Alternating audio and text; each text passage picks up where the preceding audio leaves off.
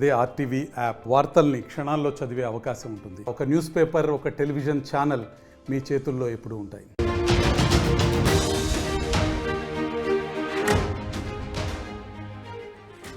Breaking news చూస్తున్నాం. Hanamkonda vibrant college హాస్టల్లో ఒక విద్యార్థిని సూసైడ్ చేసుకుంది. ఉరివేసుకుని ఆత్మహత్య చేసుకుంది భవానీ అని ఒక విద్యార్థిని. భవానీ స్వస్థలం మంగపేట మండలం కమలాపురంగా తెలుస్తోంది. హాస్టల్లో అర్ధరాత్రి ఎనుముల భవానీ ఉరివేసుకుంది. ఎంపీసీ ఫస్ట్ ఇయర్ చదువుతున్న భవానీ ఆత్మహత్యకు కాలేజీ యాజమాన్యమే బాధ్యత వహించాలంటూ తల్లిదండ్రులు, విద్యార్థి సంఘాలు కూడా ఆందోళన చేపట్టాయి. కాలేజీలో ఫర్నిచర్ ధ్వంసం చేశారు విద్యార్థి సంఘాలు, ఇతర విద్యార్థులు. ఇక డెడ్ బాడీ ఎంజీఎం మార్చురీకి తరలించారు. అసలు ఆ విద్యార్థిని ఆత్మహత్య యత్నం చేసుకోవడానికి కారణం ఏంటి? కాలేజీ లోపలే ఆత్మహత్య చేసుకోండి, అసలు ఆ విద్యార్థిని ఆత్మహత్యకి కారణం ఎవరంటూ పెద్ద ఎత్తున ఆందోళన చేపడుతున్నారు. పూర్తి బాధ్యత యాజమాన్యమే వహించాలంటూ ఆందోళన చేపట్టారు విద్యార్థిని తల్లిదండ్రులు, ఆ తర్వాత విద్యార్థి సంఘాలు. ఒకసారి మా ప్రతినిధి వెంకటరత్నం దగ్గరికి వెళ్దాం. ఎస్ వెంకటరత్నం, అసలు ఎనుముల భవానీ ఆత్మహత్య గల కారణం ఏంటి? ఎందుకు ఆత్మహత్య చేసుకోవాల్సి వచ్చింది? విచిత్రం ఏంటంటే నిన్న అర్ధరాత్రి యనుమల భవానీ చనిపోయినప్పటికీ కూడా ఇప్పటి వరకు సరైన రీజన్స్ తెలియకపోవడం అనేది ఇక్కడ మనం ప్రశ్నార్థకంగా మారింది. ఇటు తల్లిదండ్రులు కూడా ఏం చెప్పట్లేదు. ఎందుకంటే మా పాపను స్కూల్ హాస్టల్లో వేసినప్పటి నుంచి మాకు ఎలాంటి విషయం కూడా చెప్పలేదు. తను అకస్మాత్తుగా తను చనిపోయిందన్నటువంటి వార్తలు మాకు రావడంతో హుటాహుటిన బయలుదేరామని చెప్పి తల్లిదండ్రులు ఆరోపిస్తున్నారు. దీనికి సంబంధించి పూర్తిగా యాజమాన్యమే బాధ్యత వహించాలని చెప్పి ఇక్కడ తల్లిదండ్రులతో పాటు ఇక విద్యార్థి సంఘాలు కూడా ఇక్కడికి వెంటనే హుటాహుటిగా చేరుకొని అర్ధరాత్రి చనిపోయినటువంటి విషయం తెలుసుకున్నటువంటి విద్యార్థి సంఘాలు రాత్రికి రాత్రి అక్కడికి చేరుకున్నాయి. ఉదయం కల్లా చూసేసరికి అక్కడ ఉన్నటువంటి ఫర్నిచర్ ను అంత ధ్వంసం చేసి ఇక్కడ ఈ విద్యార్థి చనిపోవడానికి రీజన్స్ చెప్పాలని చెప్పి ఆందోళన చేసినప్పటికీ కూడా ఎటువంటి ఫలితం లేకుండా పోయింది. అసలు ఈ యొక్క కన్ఫ్యూజన్ అయితే ఉంది ఎందుకు చనిపోయింది అనేది. కాకపోతే ఏంటంటే వీళ్ళు ప్రాథమికంగా కడుపు నొప్పి భరించలేక ఆత్మహత్య చేసుకుందని చెప్పి అక్కడ ఉన్నటువంటి కొంతమంది విద్యార్థులు చెప్పినట్టుగా తెలుస్తుంది. కానీ ఇది సరైన రీజన్ కాదంటూ విద్యార్థులు ఆందోళన మాత్రం వినిపించలేదు. ఒకసారి ఆందోళన ఉధృతమయ్యేసరికి అక్కడ పోలీసులు, ఏసీపీ ఆధ్వర్యంలో ఉన్నటువంటి పోలీస్ టీం అంతా రంగంలోకి దిగి విద్యార్థుల్ని అదుపు చేయాల్సినటువంటి పరిస్థితి అయితే తలెత్తింది. దీనికి సంబంధించి అప్పటి నుండి ఇప్పటి వరకు వెంటనే అక్కడ పక్కన ఉన్నటువంటి రోహిణి హాస్పిటల్ కి ముందు ఆత్మహత్య చేసుకున్న వెంటనే భవానీని తరలించారు. అక్కడికి వెళ్లేసరికి తను చాలించింది. అక్కడి నుండి అసలు విషయం తెలుసుకోవడం కోసం ఎంజీఎం కు తరలించారు. ఎంజీఎంకి వెళ్ళిన తర్వాత అక్కడ డెడ్ బాడీ నుంచి ఇప్పటికి పోస్ట్ మార్టం నిమిత్తం అక్కడికి తరలించారు. బంధువులు కూడా ఇప్పటికీ అక్కడే ఉంటున్నారు. కానీ పూర్తి కారణాలు ఏందనేది ఎవరు చెప్పకపోవడం, ఇటు పోలీసులు కూడా మేము ఎంక్వైరీ చేస్తున్నాము, దానికి కారణాలు తెలుసుకున్నాం, పోస్ట్ మార్టం రిపోర్ట్ తర్వాత కూడా సరైనటువంటి విషయాలు కూడా కొన్ని వచ్చేటువంటి అవకాశం కూడా ఉందని చెప్పి పోలీసులు సర్ది చెప్పే ప్రయత్నం చేస్తున్నారు. కానీ ఇటు విద్యార్థి సంఘాలు ఆందోళన మాత్రం విరమించడం లేదు.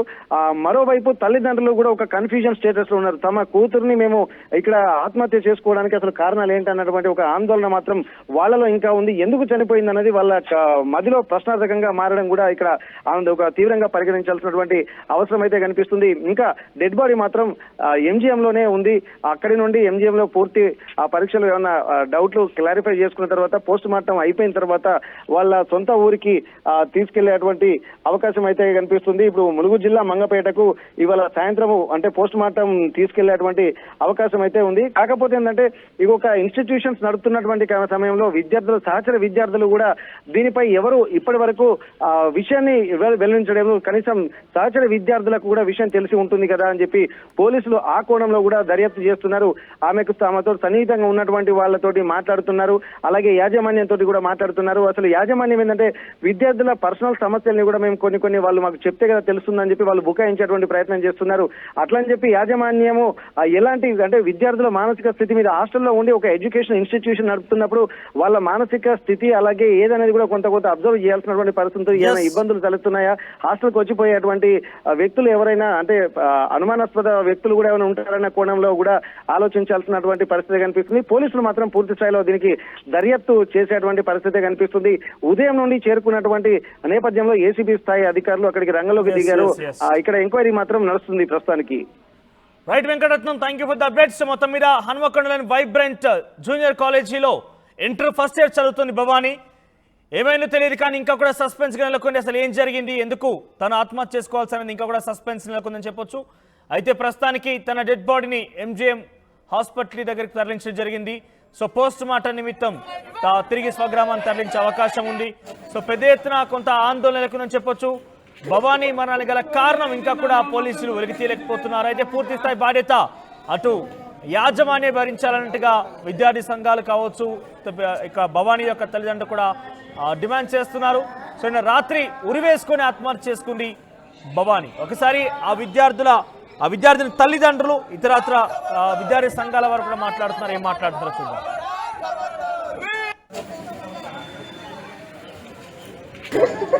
కోరిక తీర్చిందన్న, మొత్తం కోరిక తీర్చిపోయింది నా బిడ్డ.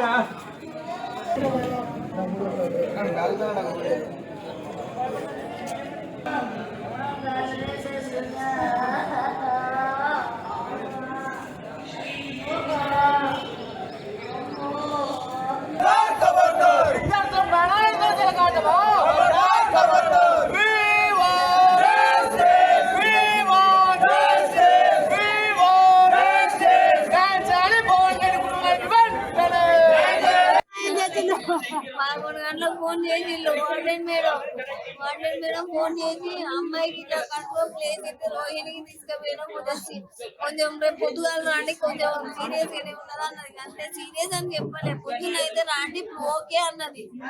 అంతే అన్నది అంటే అపెండిక్స్ వచ్చని అనుకున్నా.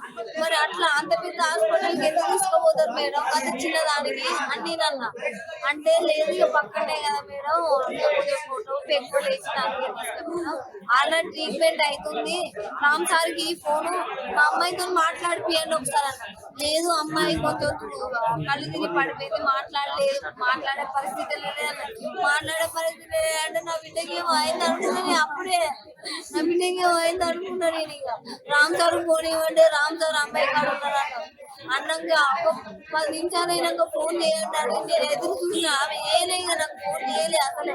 నేను అర్ధగంట కూర్చొని ఏడ్చుకుంటా ఏంది మేడం ఇంకా ఫోన్ చేస్తలేదని చేసినా కూడా చేయలే. ఈ రామ్ సార్ గారికి మెసేజ్ వాయిస్ మెసేజ్ చేసిన, ఏంది సారు సీరియస్ ఉన్నది అన్నారు, మేడం ఫోన్ చేస్తే ఎత్తలేదు అట్లా చెప్తారు, నేను ఏం చెప్పకుండా టెన్షన్ అవుతుందని ఏడ్చుకుంటే వాయిస్ మెసేజ్ చేసిన. వాయిస్ మెసేజ్ కూడా ఉండదు అంటే అన్నాక మళ్ళీ మేము బయలుదేరి మాట్లాడిగా మళ్ళీ కొద్దిసేపు అయినాక ఫోన్ చేసిన. అప్పుడు ఎత్తింది రామ్ సార్ ఫోన్ చేసి అమ్మాయి సీరియస్ ఉన్నదంటే ఇప్పుడే రాండి అంటారు. అంత సీరియస్ ఏంటి సార్ ఇట్లా చెప్తున్నారు అన్ని అని. ఎంజీకి రాసి ఎంజీకి పోతారా అంట. ఎంజీకి ఏంటి అంత పెద్ద హాస్పిటల్ వదిలిపెట్టుకుని గదికి వెళ్ళి ఎంజీకి ఎందుకండి? నా బిడ్డ నవ్వుతా అడిగి ఎన్ని డబ్బులు అయినా పర్వాలేదు ఆల్రెడీ డబ్బులు కొట్టుకున్నా. ఆల్రెడీ మేము వస్తున్నాం అన్నాం, వచ్చినాం గంటన్నరలే, 3 గంటల ప్రయాణం గంటన్నరలే వచ్చినాం.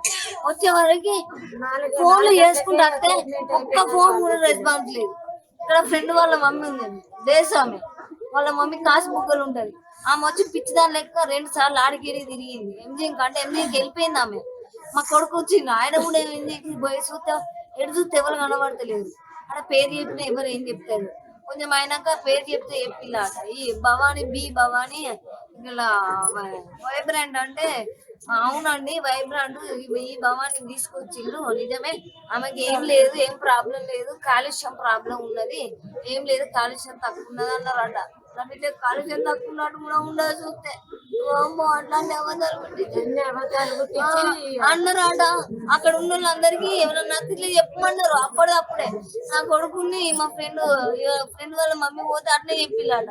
4 గంటలు అయితే ట్రీట్మెంట్ చేసినాం, ఆల్రెడీ కాలేజీ పోయి కాలేజీలే ఉండొచ్చు వాళ్ళు, మీరు ఆడికి పోండి అంటే వాళ్ళు పిచ్చోళ్ళ లెక్క ఈయనకి వచ్చి ఈయన అడిగితే ఈయన ఎవరు రాలే అని చెప్తున్నారు. మళ్ళీ పిచ్చోళ్ళ లెక్క మళ్ళీ ఆడికి పోయే వరకు మేము వచ్చినాం. మేము అందరం కలిసినాం. ఇక ఒకటేసారి కలిసినాం. ఇక మేము ఇంతే లేదంటే కోరిక తీర్చిందన్న, మొత్తం కోరిక తీర్చిపోయింది నా బిడ్డ. మరిన్ని వీడియోస్ కోసం ఛానల్ ని సబ్స్క్రైబ్ చేయండి. లేటెస్ట్ అప్డేట్స్ కోసం వాట్సాప్ ఛానల్ ని ఫాలో చేయండి. అండ్ లింక్ డిస్క్రిప్షన్ లో ఉంది.